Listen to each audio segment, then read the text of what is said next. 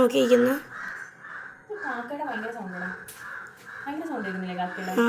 എനിക്കൊന്ന് ഏതെങ്കിലും കാക്ക ചാവുകയോ അല്ലെങ്കിൽ എന്തെങ്കിലും താഴെ വീഴുകയോ എല്ലാം ചെയ്താണായിരിക്കും. എന്താ സൗണ്ട് കേട്ടോ? അപ്പം നമ്മുടെ കാര്യം എന്തായിരുന്നു? കഴിക്കണ്ടേ? കഴിക്കണം. ഇതൊക്കെ ഇവിടെ ഫുഡ് ഉണ്ടാക്കിയാൽ മാത്രം പോരല്ലോ, ഇവിടെയൊക്കെ ഒന്ന് ക്ലീൻ ആക്കട്ടെ. ഉമ്മച്ചി കഴിക്കണ്ടേ? ഉമ്മച്ചിക്ക് കൂട്ടാതെ കഴിച്ചല്ലോ. വിളിച്ചാ നീ എന്നെ? പനിയാണെന്നും പറഞ്ഞുകൊണ്ട് ഇന്ന് സ്കൂളിലും പോയില്ല. ഇന്നത്തെ ചോറിൻ്റെ കറി എന്തൊക്കെയാ അമ്മ?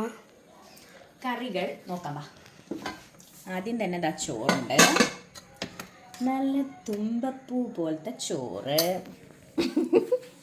പിന്നെ ഇതാണ് സ്പെഷ്യൽ. കണ്ടോ? എന്താന്ന് പറയാൻ പറ്റുമോ? കക്കാറച്ചി റോസ്റ്റ്. നല്ല വലിയ കക്കാറച്ചിയായിരുന്നു, അപ്പോൾ അത് റോസ്റ്റ് ചെയ്തു. പിന്നെ അതാ നല്ല അടിപൊളി പാവയ്ക്ക തോരൻ.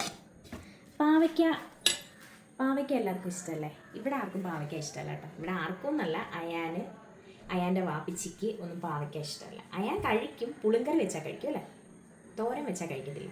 എന്തിനാ കാശ് കൊടുത്ത് കഴിക്കുന്ന സാധനം വാങ്ങിക്കുന്നതെന്നാണ് ഇവിടെ ചോദ്യം. അടുത്ത കറി മോര് കാച്ചിയത്.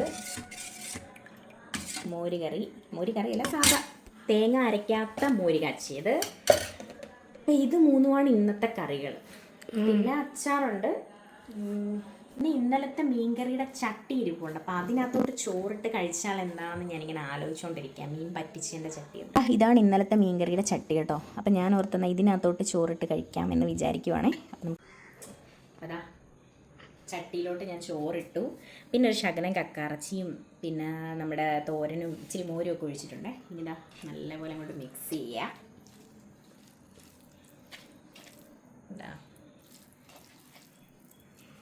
കുറച്ച് കക്കാറച്ചിയും കുറച്ച് തോരനും എല്ലാം കൂടെ അങ്ങോട്ട് മിക്സ് ആക്കിയിട്ട്